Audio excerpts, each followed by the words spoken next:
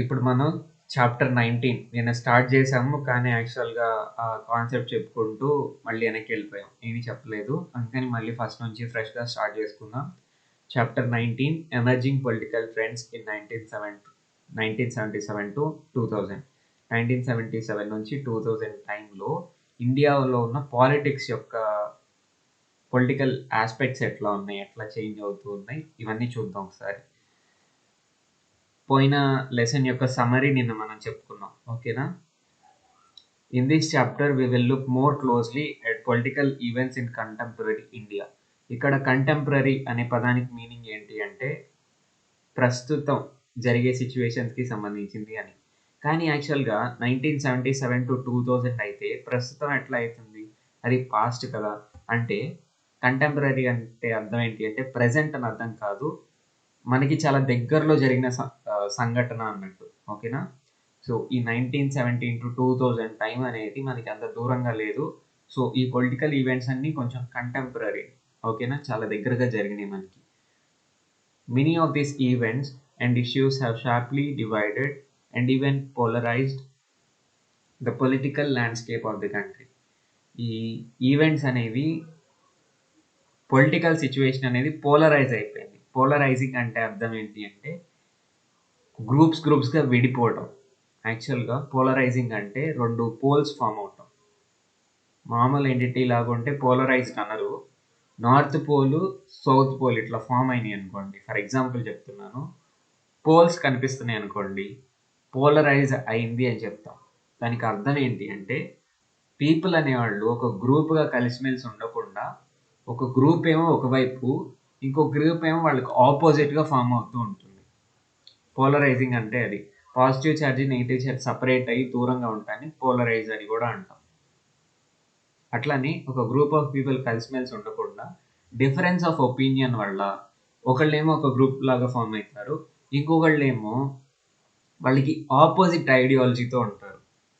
అర్థమైందా? వాళ్ళకి ఆపోజిట్ ఐడియాలజీతో ఉండి వేరే గ్రూప్ లాగా ఫామ్ అవుతారు. ఎమర్జెన్సీ సిచ్యువేషన్లో ఇది చూసామా లేదా? కాంగ్రెస్ పార్టీ ఒకటి, కాంగ్రెస్ పార్టీని అపోజ్ చేసే వాళ్ళందరూ ఒక గ్రూప్. అవునా కాదా? జయప్రకాష్ నారాయణ్ లీడర్షిప్లో ఇండియాలో చాలా మంది ఒక గ్రూప్ లాగా ఫామ్ అయ్యారు. అండ్ కాంగ్రెస్ పార్టీ చేసే పని కాంగ్రెస్ పార్టీ చేసుకుంటూ పోతుంది. ఎమర్జెన్సీ ఎప్పుడు స్టార్ట్ అయింది? జయప్రకాష్ నారాయణ్ వాళ్ళు అతని లీడర్షిప్లో పీపుల్ అందరూ తిరుగుబాటు చేశారు, ఈ ప్రైజెస్ రైజ్ అవుతున్నాయని చెప్పేసి. సో అందుకని ఎమర్జెన్సీ స్టార్ట్ అయింది కదా. సో ఇట్లాంటి సిచ్యువేషన్ని పోలరైజ్డ్ అంటాం. పాలిటిక్స్ అనేవి పోలరైజ్ అయిపోయింది. అంటే ఒక ఐడియాలజీతో ఒక గ్రూప్ ఉంటే దానికి ఆపోజిట్ ఐడియాలజీతో ఇంకో గ్రూప్ ఉంది. ఈ పాయింట్ అర్థమైందా అందరికి? అర్థమైంది బ్రో. ఓకే. ఎవరికన్నా ఏ విషయం అర్థం కాకపోతే వెంటనే అడగండి ఇట్లా అడిగినప్పుడు. ఓకేనా? పెట్టుకోమాకండి. నా ఉద్దేశం ఏంటి అంటే మీలో చాలా మందికి కొన్ని కాన్సెప్ట్స్ క్లియర్గా అర్థం కావట్లా. నిన్న పిరమిడ్స్ చెప్పిన తర్వాత నేను ఎవరెవరికి క్లియర్గా అర్థమైందని హ్యాండ్ రైజ్ చేయమంటే చాలా తక్కువ మంది, 2-3 మెంబర్సే రైజ్ చేశారు. సో నేనైతే నా రెస్పాన్సిబిలిటీగా నేను అడుగుతున్నాను మీకు అర్థమైందా లేదా అని. మీ డౌట్స్ క్లారిఫై చేసుకోవటం మీ రెస్పాన్సిబిలిటీ. ఓకేనా?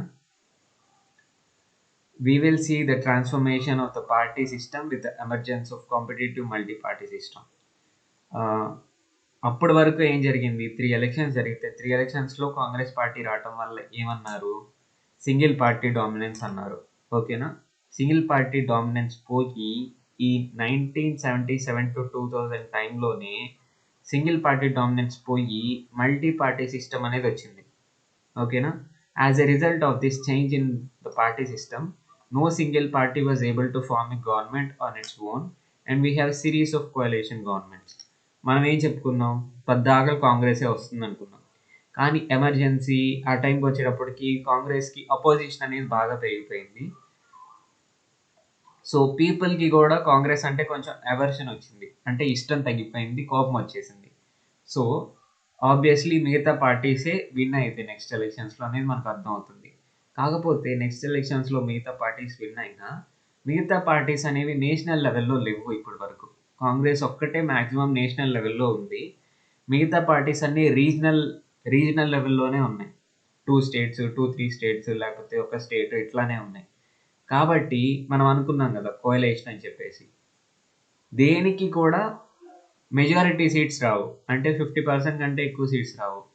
సో డిఫరెంట్ పార్టీస్ కలిసి కోయలేషన్ గవర్నమెంట్ని ఫామ్ చేస్తే అప్పుడే వాళ్ళు గవర్నమెంట్ని ఫామ్ చేయగలుగుతారు ఇండియా లెవెల్లో, సెంటర్ లెవెల్లో. అర్థమైందా ఇంతవరకు? అంటే సింగిల్ పార్టీ సిస్టమ్ అనేది పడిపోయి కాంపిటేటివ్ మల్టీ పార్టీ సిస్టమ్ అనేది స్టార్ట్ అయింది. ఓకేనా? అర్థమైందా ఇంతవరకు? అర్థమైందండి. అర్థమైంది. Okay. In the economic sphere, this period brings about a major shift in the development strategy. Economic aspect అంటే మనీ ఆస్పెక్ట్స్, ట్రేడ్ ఆస్పెక్ట్స్లో చూసుకుంటే డెవలప్మెంట్లో చాలా మార్పులు వచ్చినాయంట. అవన్నీ చూద్దాము. The tension between the economics of the market and the politics of democracy begins to play it self out during this period. అప్పటి వరకు ఏంటి, పాలిటిక్స్ ఎకనామిక్స్ సపరేట్గా ఉండేయే లేవా? మనం పాలిటిక్స్ గురించే మాట్లాడుకున్నాం పోయినసారి మాట్లాడుకున్నప్పుడు, అండ్ డెవలప్మెంట్ గురించే మాట్లాడుకున్నాం. కానీ ఈ ఎకనామిక్స్ అంటే ఆర్థిక వ్యవస్థ అండ్ పాలిటిక్స్ అనేవి ఇంటర్ రిలేట్ అవ్వటం మొదలుపెట్టినాయి. అర్థమైందా? వాటిని బట్టి అంటే ఎకనామిక్ ఆస్పెక్ట్స్ని బట్టి పాలిటిక్స్ మారుతూ ఉన్నట్టు అట్లా చేంజెస్ అనేవి వస్తూ ఉన్నాయి. అవి రెండు రిలేట్ అయ్యి ఉండటం మొదలుపెట్టినాయి ఈ టైంలోని. At the same time old issues of religious and caste differences are repacked and used for political mobilization.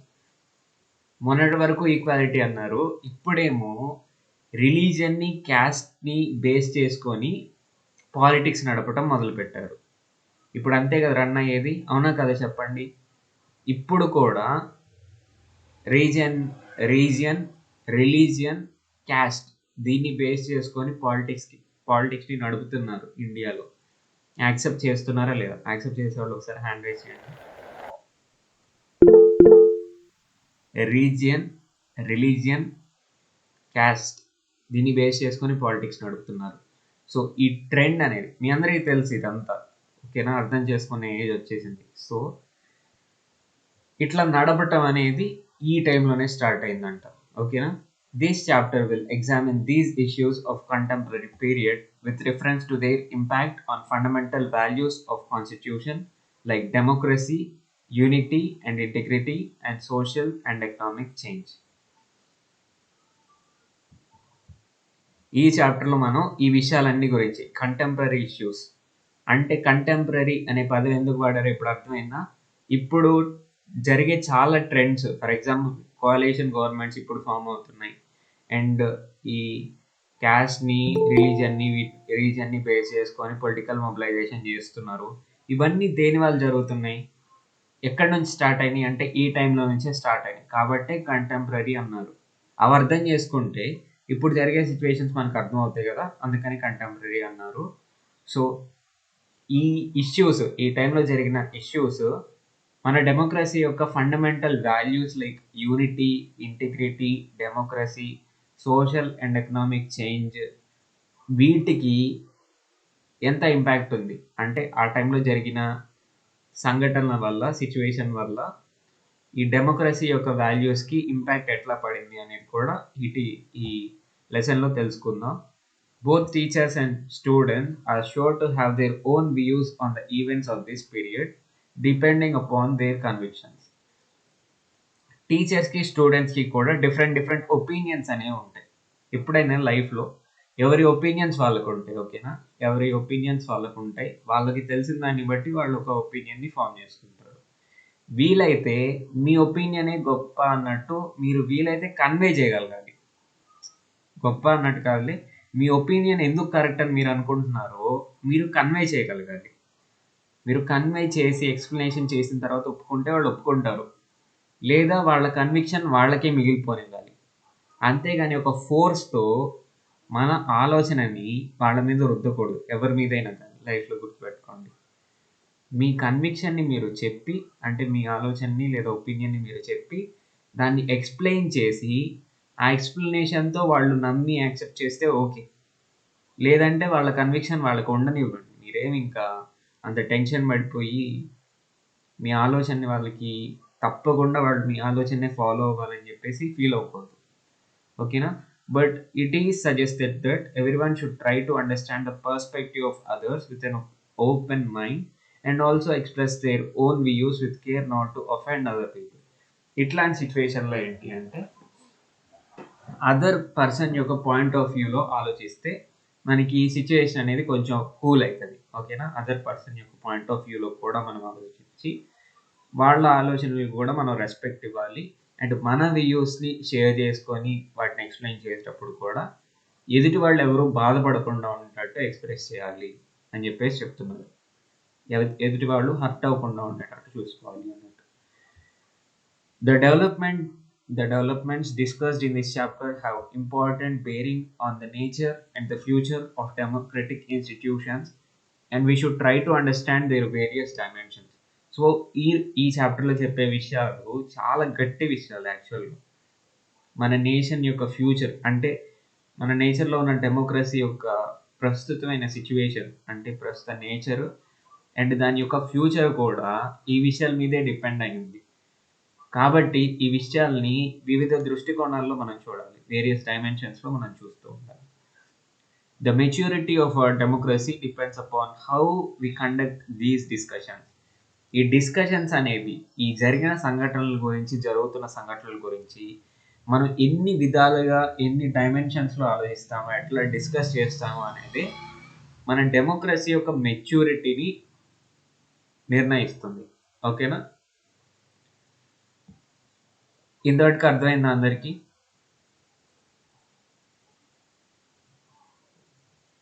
ఎవరికన్నా ఏమైనా క్వశ్చన్స్ ఉన్నాయా? Okay. Return of democracy of after emergency. Last chapter మనం దేంతో ఎండ్ చేసాం?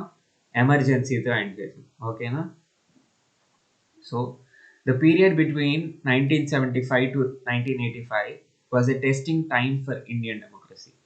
సో ఎమర్జెన్సీ టైం ఏంటి అంటే ఏ ఇయర్స్లో జరిగింది ఎమర్జెన్సీ ఒకసారి గుర్తు చేయండి ఒకసారి. 1975 స్టార్ట్ అయ్యి 1985 ఎండ్ అయింది. 10 years ఉందా ఎమర్జెన్సీ?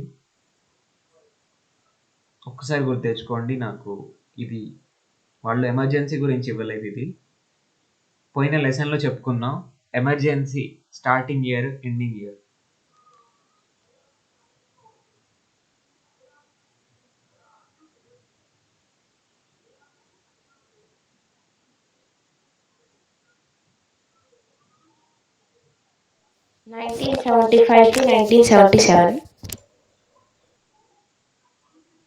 ఓకే, 1975 నుంచి 1977 ఎమర్జెన్సీ 2 years జరిగింది. ఓకేనా? అదే కాదు, దాని తర్వాత 1985 వరకు జరిగిన చాలా సంఘటనలు కూడా ఇండియన్ డెమోక్రసీకి ఒక గట్టి టెస్టింగ్ పీరియడ్ అన్నట్టు. టెస్టింగ్ పీరియడ్ అంటే ఏంటి? చాలా ఇబ్బందులు ఫేస్ చేసి నిలబడింది ఆ టైంలో. ఓకేనా? సో అవన్నీ తెలుసుకుందాం ఇప్పుడు. It began with the state of emergency. ఈ రీజన్, ఈ 10 years అనేది 1975లో ఏం స్టార్ట్ అయింది? ఎమర్జెన్సీ అనేది స్టార్ట్ అయింది. In which basic democratic rights were denied. And emergency start అయింది ఇప్పుడు 1975లో. అండ్ ఈ రీజన్ 1975 నుంచి 1985 ఎప్పుడు ఎండ్ అయింది? 1985లో ఎలక్షన్స్లో రాజీవ్ గాంధీ పోటీ చేశాడు కాంగ్రెస్ తరఫున. ఓకేనా? అప్పుడు విన్ అయింది కాంగ్రెస్ పార్టీ, మళ్ళీ విన్ అయింది 1985లో. అప్పుడు ఈ పీరియడ్ అనేది ఎండ్ అయిపోయింది. ఈ strong period, testing time for Indian democracy, ఈ 10 years 1975 to 1985 చాలా ప్రాబ్లమ్స్ ఫేస్ చేసింది. డెమోక్రసీకి చాలా ప్రాబ్లమ్స్ వచ్చినాయి. డెమోక్రసీకి ఫస్ట్ ప్రాబ్లం ఏంటి? ఎమర్జెన్సీనే, అవునా కదా? ఎమర్జెన్సీ అనేది చాలా పెద్ద ప్రాబ్లం, నిన్న మాట్లాడుకున్నాం. డెమోక్రటిక్ వాల్యూస్ని చాలా దెబ్బతీసింది emergency. And 42nd Amendment democratic వాల్యూస్ని బాగా దెబ్బతీసింది అని చెప్పేసి మాట్లాడుకున్నాం. సో ఈ డెమోక్రసీకి వచ్చే టెస్టింగ్ టైం అనేది ఈ డ్యూరేషన్లో జరిగింది. ఈ టైం ఎప్పుడు స్టార్ట్ అయింది? ఎమర్జెన్సీ స్టార్ట్ అయినప్పుడు అయింది. అండ్ రాజీవ్ గాంధీ కాంగ్రెస్ పార్టీ తరఫున పోటీ చేసి విన్ అయినప్పుడు ఎండ్ అయిపోయింది. ఓకేనా? Though it began and ended with the rule of Congress party, it saw the emergence of a viable alternatives to the Congress at both the center and in the states. మనం దృష్టిలో పెట్టుకుంటే emergency ఎవరు start చేశారు? ఇందిరాగాంధీ. ఇందిరాగాంధీ ఏ పార్టీకి సంబంధించిన ఆమె? Congress. Indian National Congress. And Rajiv Gandhi కూడా కాంగ్రెస్ తరపున పోటీ చేసి గెలిచాడు అనుకున్నాం. ఓకేనా? ఇప్పుడు ఈ పీరియడ్ అనేది మనకి బోత్ కాంగ్రెస్ పార్టీతోనే స్టార్ట్ అయింది, కాంగ్రెస్ పార్టీతోనే ఎండ్ అయింది. ఇంట్లోనూ కోడి పిల్లలు బాగా అరుస్తున్నాయి, ఒకసారి మైక్ ఆఫ్ చేసుకోండి.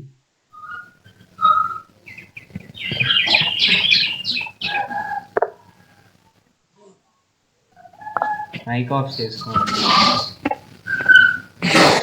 తలారి సంతోష్ని అంటే ఎవరు? ఇక్కడ కాన్సన్ట్రేట్ చేయండి కొంచెం లెసన్ మీద. మీకు చెప్తున్నా, ఎవరికి చెప్తున్నా? ఓకే, కాంగ్రెస్ పార్టీతోనే స్టార్ట్ అయింది కదా. 1975లో ఎవరు ప్రైమ్ మినిస్టర్ లాగా ఉన్నారు చెప్పండి ఒకసారి? ఇందిరాగాంధీ. ఇందిరాగాంధీ. 1985లో రాజీవ్ గాంధీ. సో కాంగ్రెస్ పార్టీతోనే స్టార్ట్ అయింది, కాంగ్రెస్ పార్టీతోనే ఎండ్ అయింది. కానీ స్టేట్ లెవెల్లో కానీ సెంట్రల్ లెవెల్లో కానీ కాంగ్రెస్ పార్టీ కాకుండా వేరే ఆల్టర్నేటివ్స్ కూడా మన ఇండియాకు ఉన్నాయి అనే విషయం పీపుల్కి తెలిసింది. ఇది ఎట్లానో చూద్దాం. ఎందుకంటే ఈ మధ్య టైంలోనే వేరే పార్టీ ఒకటి వచ్చింది. This effectively prevented India from sliding in to a single party democracy as it happened in many countries. So ఈ టైంలోనే కాంగ్రెస్ పార్టీ కాకుండా వేరే పార్టీ ప్లేలోకి రావటం వల్లే మనకి సింగిల్ పార్టీ డెమోక్రసీ అనేది కట్ అయిపోయింది అక్కడితో. అప్పటి వరకు సింగిల్ పార్టీనే వచ్చింది, బట్ ఈ టైంలోనే వేరే పార్టీ అనేది వచ్చింది. దాని గురించి డిస్కస్ చేసుకుందాం. బట్ సింగిల్ పార్టీ డెమోక్రసీ అనే పేరు ఎక్కడ పోయింది మనకి? ఇక్కడే పోయింది. సింగిల్ పార్టీ డెమోక్రసీ మంచిదా చెడ్డదా చెప్పండి ఒకసారి? డెమోక్రసీలో సింగిల్ పార్టీ అనేది మంచిది కాదు. కాంపిటేటివ్ మల్టీ పార్టీ సిస్టమ్ ఉన్నప్పుడే ఒక పార్టీ ఒక నిర్ణయం తీసుకుంటే దాంట్లో ఉన్న మంచి చెడ్డలు తెలుసుకొని అపోజ్ చేసేవాళ్ళు కూడా ఉండాలి. అపోజ్ చేసేవాళ్ళు ఎప్పుడు ఉంటారు? కాంపిటేటివ్ మల్టీ పార్టీ డెమోక్రసీ ఉన్నప్పుడే ఉంటారు. సింగిల్ పార్టీ డెమోక్రసీ ఉంటే, చైనా ఉంది చూసారా, చైనాలో సిచ్యువేషన్ ఎట్లా ఉంది? సింగిల్ పార్టీ ఉంటుంది, దాని చైర్మన్ ఎవరైతే ఉంటారో వాళ్ళే చైనాకి హెడ్ అయిపోతారు, ఫుల్ పవర్ఫుల్ అయిపోతారు అని చదువుకున్నాం. సో అట్లా ఉంటుంది. అట్లా ఉంటే డెమోక్రసీ ఉన్నట్టు కాదు కదా అంతగా. So competitive multi party system ఉంటేనే డెమోక్రసీ ఉన్నట్టు. సో సింగిల్ పార్టీ డెమోక్రసీ అనే పేరు పోయి కాంపిటేటివ్ మల్టీ పార్టీ సిస్టమ్ అనేది వచ్చింది ఈ రీజియన్లో. The emergence of competitive alternatives ensure that India voters could always exercise a reasonable choice. ఇట్లా చాలా ఆప్షన్స్ అనేవి వచ్చినాయి. అప్పటి వరకు వాళ్ళ ఆలోచన ఏంటి? ఓన్లీ కాంగ్రెస్ కాంగ్రెస్ కాంగ్రెస్. కానీ కాంగ్రెస్లో కూడా మంచి చెడ్డలు ఉన్నాయి. వేరే పార్టీ ఒక పరిపాలన మనం చూసాము, వేరే పార్టీస్ ఉన్నాయి, వాళ్ళు ఇట్లా చేస్తారు ఇట్లా చేస్తారు అని చెప్పేసి వాళ్ళు ఆలోచించి ఒక నిర్ణయం తీసుకోగలుగుతారు ఓట్ వేసేటప్పుడు. ఓకేనా? ఆ సిచ్యువేషన్ కూడా ఇప్పటి నుంచి, ఈ టైం నుంచి 1975 to 85 రీజియన్లోనే స్టార్ట్ అయింది. ఎందుకంటే ఒక విషయం గుర్తుపెట్టుకోండి, మధ్యలోనే ఒక పార్టీ వచ్చింది. పార్టీ రావటం వల్ల వాళ్ళకి తెలుస్తుంది కదా ఈ పార్టీ ఎట్లా రూల్ చేస్తుంది, లేకపోతే కాంగ్రెస్ పార్టీ ఎట్లా రూల్ చేస్తుంది, దాంట్లో మంచి చెడ్డలు ఇవన్నీ తెలిసినాయి కాబట్టి కొంచెం ఆలోచించి ఓట్ వేయగలుగుతారు. This also allowed many different political viewpoints and sectional interests to become active in state level and national politics. So ఇట్లా డిఫరెంట్ పార్టీస్ ఫామ్ అయినాయి. అంటే ఇప్పుడు కాంగ్రెస్ ఏం మెజారిటీ కాదు, అంటే ప్రతివాడు అంటే వెళ్ళిన వాళ్ళల్లా కేవలం కాంగ్రెస్కే ఓట్ చేస్తారు అన్నట్టు కాదు. చాలా ఆప్షన్స్ అనేవి వాళ్ళకి వచ్చినప్పుడు డిఫరెంట్ వ్యూ పాయింట్స్ కూడా పెట్టుకున్నారు పీపుల్. ఓకేనా? And state level and national level పాలిటిక్స్లో ఇంటర్ఫియర్ అవ్వడానికి సెక్షనల్ ఇంట్రెస్ట్ అనేవి పెట్టుకుంటారు. డిఫరెంట్ వ్యూ పాయింట్స్ అన్న సెక్షనల్ ఇంట్రెస్ట్ అన్న ఒకటి, అవునా కదా? డిఫరెంట్ వ్యూ పాయింట్స్ అంటేనేమో ఒక విషయాన్ని డిఫరెంట్ డైరెక్షన్స్లో లేకపోతే డిఫరెంట్ డైమెన్షన్స్లో చూస్తేనేమో వ్యూ పాయింట్స్ అంటాం. ఎప్పుడైతే మనం కాంపిటేటివ్ మల్టీ పార్టీ సిస్టమ్ వచ్చింది అన్నామో, ఇందా చెప్పుకున్నట్టు ఒక పార్టీ ఒక బిల్ని ఏదన్నా ప్రవేశపెడుతుంది అనుకోండి, దాంట్లో ఉన్న మంచి చెడ్డల్ని అపోజ్ చేసేవాళ్ళు ఉండాలి. అంటే 2 వ్యూ పాయింట్స్ ఉన్నట్టు, అవునా కదా? అపోజ్ చేసేవాళ్ళు ఉన్నారు అంటే. సో ఇట్లా డిఫరెంట్ పొలిటికల్ వ్యూ పాయింట్స్ అనేవి వచ్చినాయి. Next state level and national level పాలిటిక్స్లో సెక్షనల్ ఇంట్రెస్ట్ అంటే మనం ఇందాక మాట్లాడుకున్నాం. సెక్షన్స్ అంటే ఎవరు? Divided group of people. యాక్చువల్గా సెక్షన్స్ అంటే ఎవరు అంటే ఈ రిలీజియన్ వాళ్ళందరూ ఈ సెక్షన్ అని, అండ్ ఈ క్యాస్ట్ వాళ్ళందరూ ఈ సెక్షన్ అని. సెక్షనల్ ఇంట్రెస్ట్ అంటే ఏంటి అంటే మనందరం ఒక క్యాస్ట్ వాళ్ళం, మన ఇంట్రెస్ట్ ఇది, ఓకేనా, మనందరినీ రిప్రజెంట్ చేయడానికి ఇతనే ఒక మనకి ఎమ్మెల్యే అయితే బాగుంటుంది అన్నట్టు. అర్థమైందా? So state level and national level పాలిటిక్స్లో ఈ సెక్షనల్ ఇంట్రెస్ట్ అనేది రిలీజన్ కానీ రీజియన్ కానీ అండ్ రీజియన్ ఇంకేమున్నాయి, క్యాస్ట్, ఇవన్నీ బాగా ప్లే చేసినాయి. మొన్న విషయం మనం తీసుకుంటే ఏపీకి స్పెషల్ స్టేటస్ అన్నారు. యాక్చువల్గా మీరు కొంత దూరం చదువుకుంటే 10th క్లాస్ చదివిన తర్వాత ఫుల్ క్లారిటీ వస్తుంది. ఏ స్టేట్కైనా స్పెషల్ పవర్స్ ఇవ్వలేరు యాక్చువల్గా, ఇంపాసిబుల్ థింగ్ అది. కానీ అది ఒకటే బేస్ లాగా పెట్టుకొని అదేంటి, ఒక సెక్షనల్ ఇంట్రెస్ట్. ఏ సెక్షనల్ ఇంట్రెస్ట్? మన స్టేట్ మొత్తం పీపుల్ యొక్క ఇంట్రెస్టే కదా అది, స్పెషల్ స్టేటస్ కావాలి అని. సో ఆ సెక్షనల్ ఇంట్రెస్ట్ని పాలిటిక్స్లో వాడుకున్నారు, స్టేట్ లెవెల్ పాలిటిక్స్లో అండ్ నేషనల్ లెవెల్ పాలిటిక్స్లో ఉపయోగించుకున్నారు. అర్థమవుతుందా ఇంతవరకు మీకు? అసలు ఏం అర్థం కావట్లేదా?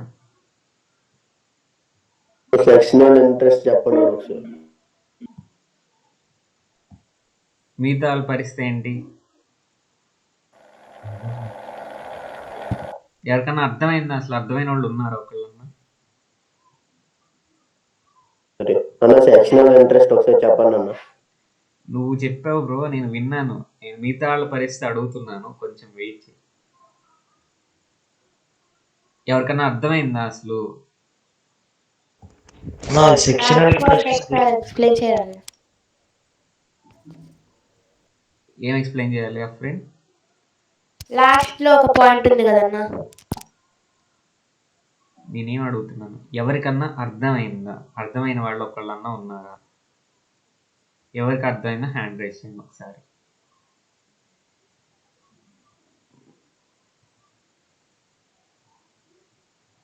దేవిశ్రీ ఒకసారి చెప్పమ్మా. దేవిశ్రీ చెప్తావా? సెక్షనల్ సెక్షనల్ ఇంట్రెస్ట్ అంటే డిఫరెంట్ గ్రూప్ ఆఫ్ పీపుల్స్ కి డిఫరెంట్ దృష్టికోణాలు ఉండటం. అది డిఫరెంట్ వ్యూ పాయింట్స్, ఓకేనా. సెక్షనల్ ఇంట్రెస్ట్ అంటే ఏంటి అంటే, చెప్పండి అక్క, దుర్గక్క నువ్వు చెప్పా ఒకసారి. అంటే క్యాస్ట్, రిలీజియన్. ఓకే, ఒక రిలీజియన్ కానీ అంటే ఒక రిలీజియన్కి సంబంధించిన పీపుల్కి ఒక ఇంట్రెస్ట్ ఉంటుందా లేదా, ఫర్ ఎగ్జాంపుల్. అండ్ ఒక క్యాస్ట్కి సంబంధించిన పీపుల్కి ఒక ఇంట్రెస్ట్ ఉంటుంది. అండ్ ఒక రీజియన్ మొత్తానికి సంబంధించిన పీపుల్కి ఒక ఇంట్రెస్ట్ అనేది ఉంటుంది. దానికి ఎగ్జాంపుల్ చెప్పుకున్నాం ఏంటి, మొన్నటి వరకు ఏపీకి స్పెషల్ స్టేటస్ కావాలి అంటున్నారు, అవునా కాదా? మనకి సపరేట్ అయిపోయి స్టేట్ ఫామ్ అయింది కాబట్టి స్పెషల్ స్టేటస్ కావాలని చెప్పేసి అడుగుతున్నారు. ఇది మన రీజియన్ మొత్తానికి ఉన్న ఇంట్రెస్టా కాదా? అంటే ఇండియాలో ఈ సెక్షన్ ఆఫ్ పీపుల్ అందరికీ ఇంట్రెస్ట్ ఉంది. అర్థమవుతుందా లేదా అందరికీ? అఫ్రిన్, సాయి కిరణ్, సాయి కిరణ్. సో ఈ సెక్షన్ ఆఫ్ పీపుల్ అందరికీ ఒక ఇంట్రెస్ట్ ఉంది. ఆ ఇంట్రెస్ట్ని, ఆ సెక్షనల్ ఇంట్రెస్ట్ని పాలిటిక్స్లో వాడుకుంటున్నారు పొలిటీషియన్స్. ఎప్పుడైనా అంతే, మీరు చూడండి, ఒక క్యాస్ట్ వాళ్ళ దగ్గరికి వెళ్ళి ఈ విషయం మాట్లాడతారు, మనకి ఈ ప్రాబ్లమ్స్ ఉన్నాయి అంటే క్యాస్ట్ అని చెప్పేసి మాట్లాడతారు. ఈ క్యాస్ట్ వాళ్ళకి ఈ ప్రాబ్లమ్స్ ఉన్నాయి, మన క్యాస్ట్ వాళ్ళు అందరం ఇది సాల్వ్ చేసుకోవాలి అన్నట్టు చెప్తూ ఉంటారు. సో ఇట్లాంటి వాటినన్నిటిని, రిలీజియన్ని, క్యాస్ట్ని అండ్ రీజియన్ యొక్క సెక్షనల్ ఇంట్రెస్ట్ని వాళ్ళు పాలిటిక్స్లో, స్టేట్ లెవెల్ పాలిటిక్స్లో అండ్ నేషనల్ లెవెల్ పాలిటిక్స్లో ఉపయోగించుకుంటూ ఉంటారు. అదే విషయం ఇక్కడ కన్వే అయింది. అర్థమైందా? ఈ విషయం అర్థమైందా? National politics, state level politics sectional interest మీద బేస్ చేసుకొని నడుస్తున్నాయంట. నెక్స్ట్ ఇది ఇట్లా మల్టీ పార్టీ సిస్టమ్ రావటం వల్ల మనకి డిఫరెంట్ దృష్టికోణాలు అనేవి కనిపిస్తున్నాయి ఒక విషయంలో, ఓకేనా. డిఫరెంట్ డిఫరెంట్ వ్యూ పాయింట్స్ లేదా ఒపీనియన్స్ అనేవి తెలుస్తున్నాయి ప్రతి విషయానికి. Political view points of socialist, Hindu nationalists, communists, as well as sectional interests like that of farmers, Dalits, backward castes, and regions, among others, now came to the fore and asserted their claims.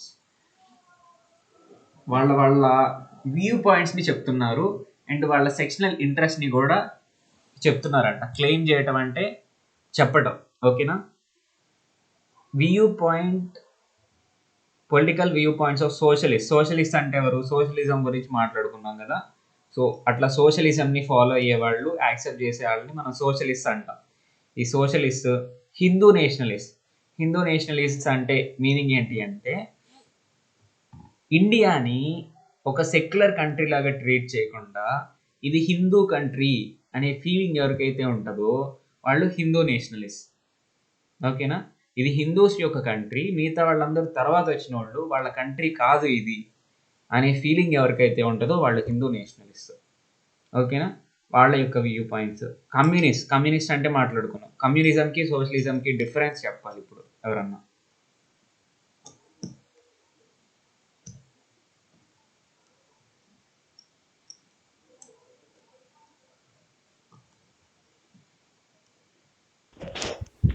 నా communism అంటే మొత్తం government కంట్రోల్లోనే ఉంటుంది నా. అది వచ్చిన profit ని ప్రతి ఒక్కరికి ఈక్వల్ గా పంచుతుంది. Okay, great. సోషలిజం అంటే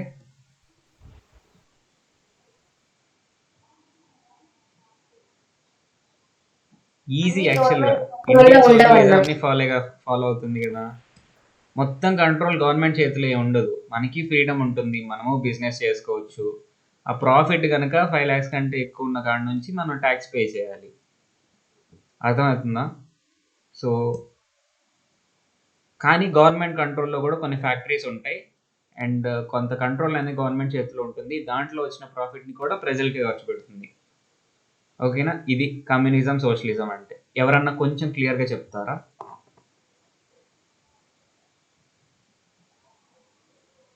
సోషలిజం అంటే ఏంటి, కమ్యూనిజం అంటే ఏంటి అని. ఇన్ని బేసిక్ విషయాలు తెలియాలి అసలు వినంగానే.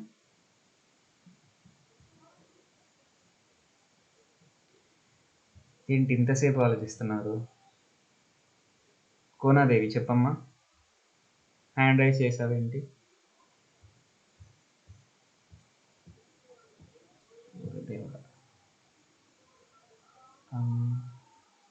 అడుగు.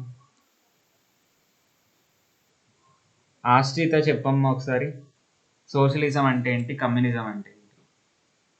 సోషలిజం అంటే అంత గవర్నమెంట్ ఉండదు, కొంచెం పీపుల్ కూడా కంట్రోల్ ఉంటుంది, కాకపోతే వాళ్ళు ట్యాక్స్ పే చేయాల్సి వస్తుంది. ఓకే. కమ్యూనిజం అంటే అంత గవర్నమెంట్ కంట్రోల్లో ఉంటుంది, అలాగే వచ్చిన ప్రాఫిట్ అంతా పీపుల్కి షేర్ చేస్తారు. ఓకే, మరి చెప్పడానికి ఏమైంది? మళ్ళీ కూడా కూర్చున్నారు, టైం వేస్ట్ అవ్వాలన్నా. ఓకే, బాగా చెప్పావమ్మా. అండ్ ఇట్లా సోషలిజంని బాగా యాక్సెప్ట్ చేసేవాళ్ళు కొంతమంది. మీలో ఎంతమందికి సోషలిజం అంటే ఇష్టం? హ్యాండ్ రైజ్ చేయండి ఒకసారి. మీలో ఎంతమంది సోషలిజం అంటే ఇష్టం? అంటే మన ఇండియా ఫాలో అయ్యే టైప్ ఆఫ్ థింగ్ సోషలిజం అంటే ఎంతమందికి ఇష్టం? ఓకే, ఇంకా హ్యాండ్ రైజ్ చేయని వాళ్ళు కూడా ఉన్నారు. ఓకే, డౌన్ చేయండి ఒకసారి. కమ్యూనిజం అంటే ఎవరికి ఇష్టం చెప్పండి. కమ్యూనిజం అంటే ఎవరికి ఇష్టం? ఓకే, అసలు ఈ రెండు ఏది ఇష్టం లేదు, మేము ఒక కొత్త సిస్టమ్ని కనుక్కుంటాం అనేవాళ్ళు ఎవరైనా ఉన్నారా? మరి కొంతమంది హ్యాండ్ రైజ్ చేయలేదు. సో ఇది విషయం. ఇట్లా ఒక్కొక్క విషయాన్ని ఇష్టపడే వాళ్ళు ఒక్కొక్కళ్ళు ఉంటారు. యాక్చువల్గా మనందరికీ కొంచెం చదువుకున్నాం కాబట్టి కమ్యూనిజం కొంచెం ఫెయిల్ అవుతుంది అని తెలుసు మనకి. రష్యా విషయం మనం చూస్తే కమ్యూనిజం అనేది అంత యాక్సెప్టబుల్ కాదు, హ్యూమన్ రైట్స్ అంతగా ఉండవు కమ్యూనిజంలో అనేది మనం చూసుకున్నాం కాబట్టి కమ్యూనిజం అంత మంచిది కాదు, సోషలిజం మంచిది అనేది మనకు తెలుస్తుంది. కానీ ఇంకొక గ్రూప్ ఆఫ్ పీపుల్ ఉంటారు మన కంట్రీలోనే, వాళ్ళకి కమ్యూనిజం అంటేనే చాలా ఇష్టం, ఓకేనా. వాళ్ళ వ్యూ పాయింట్స్ని కూడా కన్సిడర్ చేయాల్సి ఉంటుంది. As well as sectional interest, వీళ్ళ యొక్క పొలిటికల్ వ్యూ పాయింట్స్ వాళ్ళు బయట పెడుతూ ఉన్నారంట. అప్పటి వరకు ఇంతే లేదంట. పాలిటిక్స్ అంటే ఓటింగ్ వేయటం, కాంగ్రెస్ పవర్లోకి వస్తుంది, వాళ్ళు మాట్లాడుకోవడం, హ్యాపీగా గవర్న్ చేసుకుంటూ వెళ్ళిపోయేవాళ్ళు. కానీ పాలిటిక్స్ అనేది కొంచెం సీరియస్ అయింది ఈ టైంలోనే. డిఫరెంట్ ఐడియాలజీస్ ఉన్న పీపుల్ వాళ్ళ ఒపీనియన్స్ని బయట పెట్టడం మొదలుపెట్టారు. ఓకేనా? ఈ సెక్షనల్ ఇంట్రెస్ట్ అంటే ఫర్ ఎగ్జాంపుల్ ఫార్మర్స్ అందరికీ, నేను ఈ ఎగ్జాంపుల్ చెప్పడం మర్చిపోయా. ఫర్ ఎగ్జాంపుల్ ఫార్మర్స్ ఉన్నారనుకోండి, వాళ్ళకి కొన్ని సెట్ ఆఫ్ ప్రాబ్లమ్స్ ఉంటాయి. ఎవరన్నా ఈ ఫార్మర్స్కి ఉన్న ప్రాబ్లమ్స్ అన్నిటిని మేము సాల్వ్ చేస్తాము అంటే ఏమవుతుంది? ఫార్మర్స్ అందరూ వాళ్ళకే ఓట్ చేస్తారు కదా. సో ఫార్మర్ అనే పదాన్ని వాళ్ళు యూజ్ చేసుకుంటారు ఇక్కడ పాలిటిక్స్లో. ఈ సెక్షనల్ గ్రూప్ ఆఫ్ పీపుల్ ఎవరైతే ఉన్నారో, ఫార్మర్స్ అనే సెక్షన్ ఆఫ్ పీపుల్ ఎవరైతే ఉన్నారో, వాళ్ళ ఇంట్రెస్ట్ ఏంటి చెప్పండి? ఫార్మర్స్ యొక్క ఇంట్రెస్ట్ ఏమేమి ఉంటాయి చెప్పండి? ఎక్కువ ఇరిగేషన్ ఫెసిలిటీస్ ఉండాలని. ఫస్ట్ది ఇరిగేషన్ ఫెసిలిటీస్ సరిగ్గా ఉండాలి. నెక్స్ట్ది ఎలక్ట్రిసిటీ. సీడ్స్ ఫెర్టిలైజర్స్ ఫ్రీగా wages రావాలని. ఒకళ్ళు చెప్పండి. పెంచల్ రెడ్డి నువ్వు? రుణమాఫీ. అది వీళ్ళు కొత్తగా పెట్టింది, పాపం ఎవరు ఎక్స్పెక్ట్ చేయరు రుణమాఫీ చేయమని. ఓకే, యాక్చువల్గా చాలామంది అగ్రికల్చర్ అనేది నేచర్ మీద బేస్ అయి ఉంటుంది, చాలాసార్లు మన చేతిలో ఉండదు యాక్చువల్గా. కాబట్టి ఎంత ప్రాఫిట్స్ వస్తాయో అంత లాసెస్ కూడా వచ్చే అవకాశం ఉంది. కాబట్టి ఎప్పుడన్నా చాలా ఇబ్బందులు పడిపోయినప్పుడు రైతులు డ్రాట్ వల్ల, ఫెమైన్ వల్ల, ఇట్లాంటి దానివల్ల రుణమాఫీలు ఇవన్నీ కొంచెం హెల్ప్ అవుతాయి యాక్చువల్గా. వాళ్ళు అసలే వీక్గా ఉంటారు కాబట్టి వాళ్ళ మీద ఇంకా అప్పులు ఇవన్నీ పడిపోయి ఉంటే ఇబ్బంది అవుతుంది. కాబట్టి రుణమాఫీ హెల్ప్ అవుతుంది. అది ఒక ఇంట్రెస్ట్. గ్రీష్మ ఏదో చెప్పావు? సీడ్స్ ఫెర్టిలైజర్స్ డిస్ట్రిబ్యూట్ చేయడం. సీడ్స్ ఫెర్టిలైజర్స్ మంచి క్వాలిటీవి అవైలబుల్గా ఉండటం, అవి తక్కువ రేట్కి వస్తే వాళ్ళు చాలా హ్యాపీగా ఫీల్ అవుతారు. అది ఒక ఇంట్రెస్ట్. నెక్స్ట్ది అఫ్రిన్ ఏదో చెప్పావు? వాళ్ళు ఒకవేళ వేరే ఫీల్డ్స్ లో వర్క్ చేస్తుంటే ఎక్కువ వేజెస్ రావాలని. ఓకే, ఒక రకంగా ఎక్కువ వేజెస్ రావాలి అనేది కూడా అది యాక్చువల్గా వాళ్ళ చేతిలోనే ఉంటుంది. మీరు 500 ఇస్తే వస్తాము లేకపోతే రాము అంటారు తెలుసా.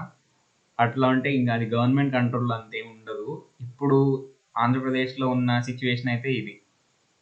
వాళ్ళకి మంచి వేజెస్ అయితే మంచిగా వస్తున్నాయి అగ్రికల్చరల్ లేబర్కి. ఓకేనా? సో ఇది విషయం. నెక్స్ట్ది ఇట్లా ఒక గ్రూప్ ఆఫ్ పీపుల్ ఉన్నారు అనుకోండి, ఫార్మర్ ఉన్నాడు అనుకోండి, వాళ్ళకి ఒక ఇంట్రెస్ట్ అనేది ఉంటుంది వాళ్ళందరికీ కలిపి కలెక్టివ్గా. స్టూడెంట్స్ ఉన్నారు అనుకోండి, స్టూడెంట్స్కి కలెక్టివ్గా ఒక ఇంట్రెస్ట్ ఉంటుంది. స్టూడెంట్స్కి కలెక్టివ్గా ఉండే ఇంట్రెస్ట్ ఏంటి చెప్పండి?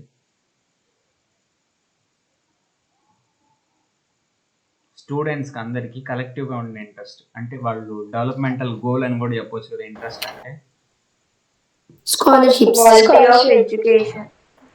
Safety for girls. గ్రేట్. మీరు నేను అనుకోని విషయాలు చెప్పారు. ఫస్ట్ ఇది ఏం చెప్పారు? స్కాలర్షిప్స్ అని చెప్పారు. నిజంగా స్కాలర్షిప్స్ చాలా హెల్ప్ అవుతాయి చాలామంది స్టూడెంట్స్కి.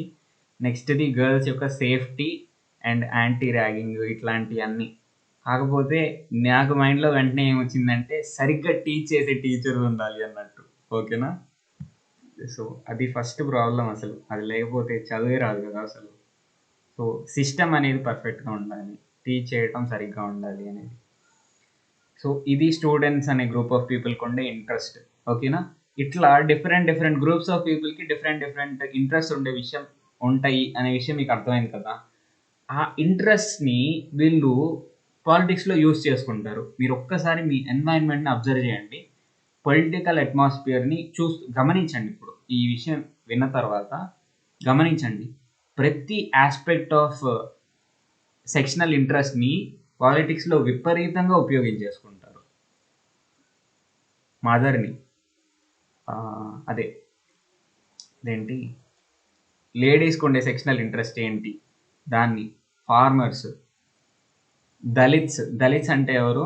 చాలా లో క్లాసెస్ ఆఫ్ పీపుల్ ఎవరైతే ఉన్నారో వాళ్ళు చాలా ప్రాబ్లమ్స్ ఫేస్ చేస్తూ ఉంటారు సొసైటీలో. వాళ్ళ సెక్షనల్ ఇంట్రెస్ట్ని వాళ్ళు తీసుకొని దాన్ని పాలిటిక్స్గా మారుస్తూ ఉంటారు. ఓకేనా? మీకు తెలిసే ఉంటుంది, క్యాస్ట్ బేస్ మీద పాలిటిక్స్ చేస్తూ ఉంటారు. ఆ క్యాస్ట్ వాళ్ళు పరిపాలించేది ఏంటి, ఈ క్యాస్ట్ వాళ్ళే పరిపాలిస్తూ ఉండాలి ఎప్పటికైనా అన్నట్టు చేస్తూ ఉంటారు. అండ్ రీజనల్ ఇంట్రెస్ట్ గురించి మనం మాట్లాడుకున్నాం. ఫర్ ఎగ్జాంపుల్ స్పెషల్ స్టేటస్ కావాలి మా రీజన్కి అనేది ఏంటి? రీజనల్ ఇంట్రెస్ట్, వీటన్నిటిని ముందు తీసుకొచ్చి క్లెయిమ్ చేయటం మొదలుపెట్టారు. క్లెయిమ్ చేయటం అంటే కావాలని కోరుకోవటం మొదలుపెట్టారు. ఎక్కడ? పొలిటికల్ స్పియర్లో, పాలిటిక్స్లో అందరూ నుంచొని ఎవరి డిమాండ్స్ వాళ్ళు చేయటం మొదలుపెట్టారు. At the same time, a number of non-political movements like environmental movements, feminist movement, civil liberties movement, literacy movement, and so on also emerged and became powerful motors of social change. Political situation ఏమో ఎట్లా మారుతుంది? సొసైటీకి మంచి చేసే విధంగా నడుస్తుందా, లేకపోతే వెనక్కి వెళ్ళిపోతుందా? గమనించండి, ఇట్లా డివిజన్స్ వీటన్నీ చూసుకుంటే మీకు ఏమనిపిస్తుంది? కొంచెం జాగ్రత్తగా ఆలోచిస్తుంది. సొసైటీకి ఏమన్నా మంచి చేస్తుందా, లేకపోతే బ్యాక్వర్డ్ డైరెక్షన్లో నడుస్తుందా కంట్రీ అనేది? పొలిటికల్ విషయం చూసుకుంటే మీకు ఏమనిపిస్తుందో చెప్పండి, ఒపీనియన్ జస్ట్. బ్యాక్వర్డ్. కాకపోతే అందరికీ న్యాయం జరగచ్చు. అంటే అన్ని వాళ్ళకి అంటే ఒక్కొక్క చోట Yeah, ఇది పర్ఫెక్ట్. అంటే ఒకరే ఆలోచించకపోతే సూపర్. స్పెషల్గా కొన్ని విధాలుగా అంటే డెమోక్రటిక్ వాల్యూస్ విషయంలో బ్యాక్వర్డ్గా నడుస్తున్న పీపుల్కి ఎంతో కొంత బెనిఫిట్స్ అనేవి జరుగుతున్నాయి. ఇప్పుడు ఫార్మర్ యొక్క ఇంట్రెస్ట్ని బేస్ చేసుకుని వాడు పాలిటిక్స్ చేస్తున్నా కూడా వాళ్ళు విన్ అయిన తర్వాత ఫార్మర్కి ఎంతో కొంత బెనిఫిట్ చేస్తున్నారా లేదా? బ్యాక్వర్డ్ సెక్షన్ ఆఫ్ పీపుల్కి ఎంతో కొంత బెనిఫిట్ చేస్తున్నారా లేదా? ఇది చూసుకుంటే బెనిఫిట్ అనేది జరుగుతుంది. ఈ విషయంలో ఫార్వర్డ్ డైరెక్షన్ వెళ్తుంది. బట్ మన డెమోక్రటిక్ ప్రిన్సిపల్స్ ఏవైతే ఉన్నాయో, కాన్స్టిట్యూషనల్ ఫండమెంటల్ ప్రిన్సిపల్స్, వాటి విషయంలో యూనిటీ అనే పదం కొంచెం దెబ్బతీస్తున్నారు.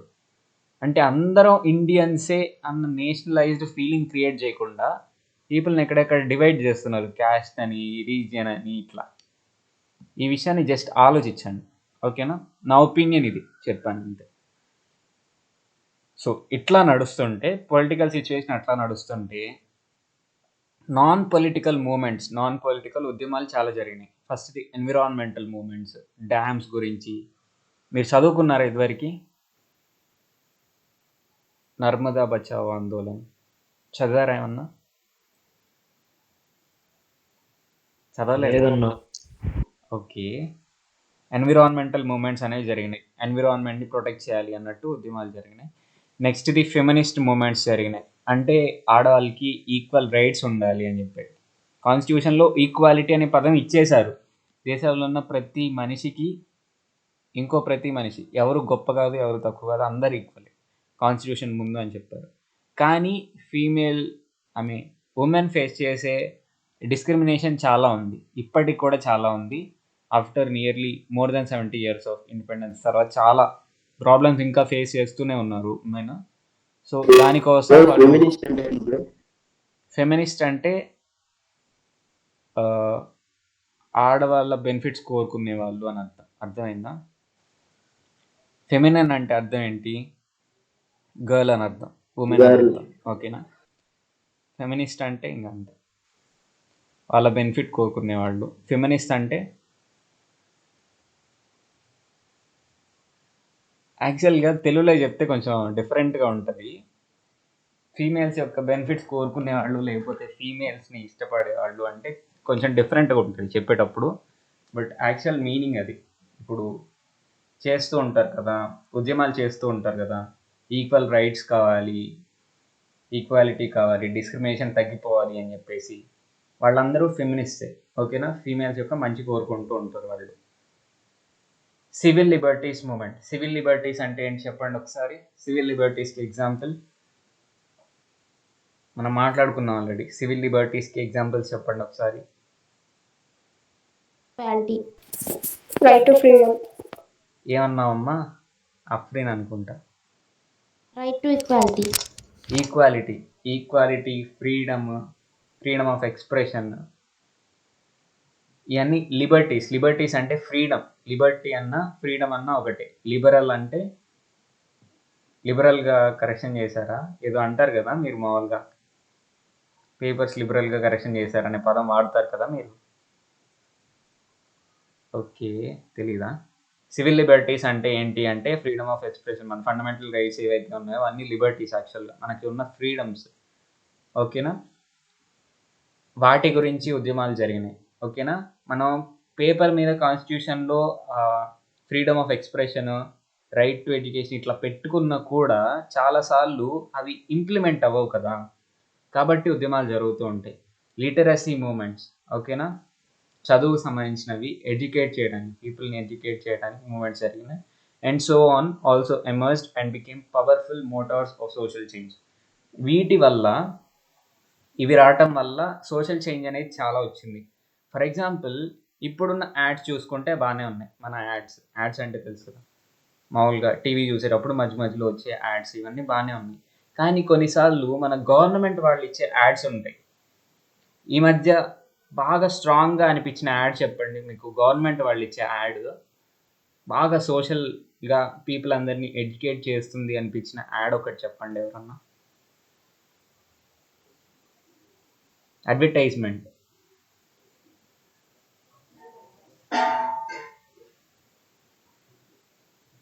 ఓకే, ఎవరు చెప్పరా, లేకపోతే తెలియదా, లేకపోతే ఏంటి విషయం, ఏంటి గుర్తు రావట్లేదు. క్వశ్చన్ అర్థమైందా? తెలీదు బ్రో. క్వశ్చన్ అర్థమైందా? అసలు క్వశ్చన్ ఏంటి? గవర్నమెంట్ కి సంబంధించిన యాడ్స్ ఏమన్నా వచ్చాయా అని. టీవీలో వస్తూ ఉంటాయి కదా. రీసెంట్గా మీరు చూసిన యాడ్స్లో, గవర్నమెంట్ యాడ్స్లో మీకు నచ్చిన గవర్నమెంట్ యాడ్ ఏంటిది? తెలీదు బ్రో. ఓకే, మోడీ అనే పదం వినగానే మీకు ఏమేమి గుర్తొస్తుంటాయి? మోడీ, కిసాన్, గడ్డం స్వచ్ఛ గుర్తొస్తుంది, భారత్. స్వచ్ఛ భారత్ గుర్తొస్తుంది. స్వచ్ఛ భారత్ విషయంలో మనకి చాలా అడ్వర్టైజ్మెంట్స్ అనేవి వచ్చినాయి టీవీలో. ఓకేనా? వన్ ఆఫ్ ద థింగ్స్ ఏంటి అంటే టాయిలెట్ గురించి, టాయిలెట్ కట్టించాలి ఎవరికి వాళ్ళు అన్నట్టు. ఓకేనా? సో ఆ యాడ్స్ అనేవి కొంచెం ఇన్స్పైరింగ్గా ఉంటాయి. నెక్స్ట్ది ఈ పాతకాలపు యాడ్స్ అంటే ఇట్లా పీపుల్ని ఎడ్యుకేట్ చేయడానికి. ఇప్పుడు అంటే చాలామంది లిటరసీ రేట్ పెరిగింది కాబట్టి చాలామందికి చాలా విషయాలు తెలుసు. బట్ ఆ కాలంలో టీవీస్లో వచ్చే యాడ్స్ ప్రతి విషయం గురించి ఉంటాయి. చిన్నపిల్లలకి న్యూట్రిషన్ ఎట్లా ఇవ్వాలి, ఇక ప్రతి ఆస్పెక్ట్ ఆఫ్ లైఫ్ గురించి వాళ్ళు ఒక యాడ్స్ అనేవి తీసి ప్రమోట్ చేస్తూ ఉంటారు. సో ఇట్లాంటి ఏవైతే ఉంటాయో ఇవే సోషల్ చేంజ్కి దారి తీసినాయి అంట. సోషల్ చేంజ్ అంటే ఏంటి అంటే సమాజంలో ఉన్న నెగిటివ్ ఆస్పెక్ట్ అంతా పోయి పాజిటివ్ ఆస్పెక్ట్స్ రావటం, సొసైటీ మొత్తం ఎడ్యుకేట్ అవ్వటం జరిగింది. యాడ్ అనేది ఎగ్జాంపుల్గా చెప్పాను. అట్లా కాకుండా చాలా ఉద్యమాలు ఇవన్నీ జరిగినాయంట. దానివల్ల సోషల్ చేంజ్ అనేది చాలా వచ్చింది. Let us examine some of these issues in greater detail. ఈ విషయాలన్నీ కొంచెం డీటెయిల్డ్గా చదువుకుందాం ఈ లెసన్లో. Do you think single party democracy would have been a better alternative to multi party democracy? వీలైనంత మంది ఆన్సర్ చేయండి. మీ ఒపీనియన్స్ని చెప్పడం మొదలు పెట్టండి. ఇప్పుడు గనక ఒక క్వశ్చన్కి ఆన్సర్ చేసి మీరు ఒపీనియన్ని మీరు చెప్పలేకపోతే రేపొద్దున 18 years కల్లా మీకు ఓటింగ్ రైట్స్ వస్తాయా రావా? వస్తాయా మీ అందరికీ ఓటింగ్ రైట్స్? వస్తాయి బ్రో. ఓటింగ్ రైట్స్ వచ్చినాక ఏ పార్టీకి ఓట్ చేయాలనేది కన్ఫ్యూజన్ వచ్చేస్తుంది. నిజం చెప్పమంటే నాకు కన్ఫ్యూజన్ ఇప్పుడు. ఏ పార్టీకి ఓట్ చేయాలి, అసలు ఏ పార్టీకి ఓట్ చేయాలి, అందరూ అట్లానే ఉన్నారే అనిపిస్తుంది. కానీ ఎప్పుడైతే ఈ విషయాల్లో, ఈ సోషల్ విషయాల్లో కానీ మీరందరూ మీ ఒపీనియన్స్ని షేర్ చేసుకోవటం మొదలు పెడతారో మీ ఒపీనియన్స్ ఏంటి అనేది మీకు తెలుస్తుంది ముందు. అండ్ మీ ఒపీనియన్స్కి దగ్గరగా ఉన్న పార్టీ ఏదైతే ఉంటుందో, లేదా పర్సన్ లేదా క్యాండిడేట్ ఎవరైతే ఉంటారో వాళ్ళకి రేపు మీరు ఓట్ చేయొచ్చు. మీ ఒపీనియన్ ఏంటో ఫస్ట్ మీరు ఫామ్ చేసుకోవడం ఇంపార్టెంట్. చాలా స్ట్రాంగ్గా ఫామ్ చేయొద్దు ఒపీనియన్ని. మళ్ళీ నా ఒపీనియన్ ఇంకా పర్ఫెక్ట్ అన్నట్టు చూడొద్దు. ఓపెన్ మైండ్ సెట్తో ఉండాలి. అండ్ డిఫరెంట్ పీపుల్ యొక్క వాళ్ళ పర్స్పెక్టివ్లో కూడా మనం ఆలోచించాలి. ఓకేనా? సో ఇప్పుడు ఈ విషయం చూడండి. సింగిల్ పార్టీ డెమోక్రసీ మంచిదా లేకపోతే మల్టీ పార్టీ డెమోక్రసీ మంచిదా అని అడుగుతున్నారు. వీళ్ళనంత మంది ఈ క్వశ్చన్కి ఆన్సర్ చేయండి.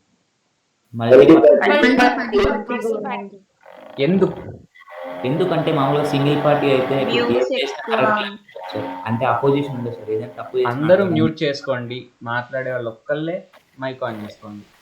అంటే ఏం చేసినా కూడా వాళ్ళదే కరెక్ట్ లా ఉంటుంది సార్. ఏమైనా అపోజిషన్ కానీ ఏమీ ఉండదు సార్. అపోజిషన్ లేకుండా చేసేస్తారు. సింగిల్ పార్టీ డెమోక్రసీ కనుక ఉంటే ఇంకా డెమోక్రసీ అనే పదం ఉండదు మళ్ళీ దాంట్లో. సింగిల్ పార్టీని వస్తూ ఉంది అనుకోండి, కొన్నాళ్ళకి ఏంటి అంటే డెమోక్రసీ అనే పదమే ఉండదు ఇంకక్కడ. అవునా కదా? సో అపోజిషన్ని తీసేస్తూ ఉంటారు. అంటే అపోజిషన్ ఎప్పుడైతే ఉంటుందో వాళ్ళు చేసే పనుల్లో నెగిటివ్ ఆస్పెక్ట్స్ బయటపడుతూ ఉంటాయి. సో అది ఎప్పుడు పాసిబుల్ అవుతుంది అంటే మల్టీ పార్టీ డెమోక్రసీ వచ్చినప్పుడే మనకి అపోజిషన్ పార్టీస్ అదే రూలింగ్ పార్టీ వాళ్ళు చేసే తప్పులు అన్ని బయట పెడుతూ ఉంటారు. ఇంకొంచెం బెనిఫిట్ జరుగుతుంది పీపుల్. ఓకే, ఇంకా ఇప్పుడు ఏమన్నా హామీ ఇచ్చినా కూడా అవి చేస్తారు సార్. ఎందుకంటే నెక్స్ట్ టైం మళ్ళీ వీళ్ళని దింపేస్తారనే భయం ఉంటుంది కదా సార్.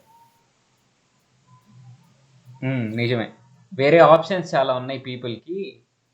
మనం గనక మనం ఇచ్చిన హామీల్ని నెరవేర్చలేదు. అర్థమవుతుందా అందరికీ?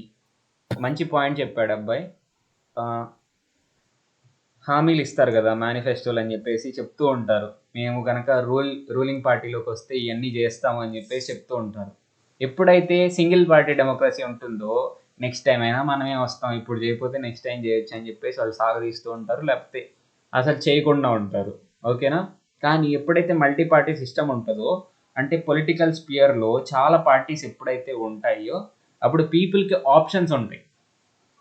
ఈ పార్టీ వాడు సరిగ్గా రూల్ చేయాల ఈ 5 years అనుకోండి, నెక్స్ట్ వాడిని తీసుకోరు.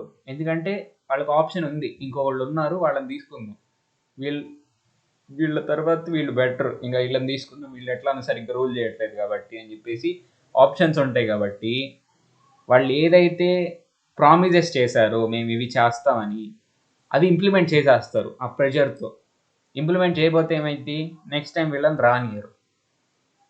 అర్థమైందా? ఇదొక పాయింట్ అండి, చాలా మంచి పాయింట్. ఇట్లా మీ వ్యూ పాయింట్స్ చెప్పండి. ఇంకెవరికన్నా ఏమైనా ఉన్నాయా? One party system is similar to communist and ఫేసిస్ట్.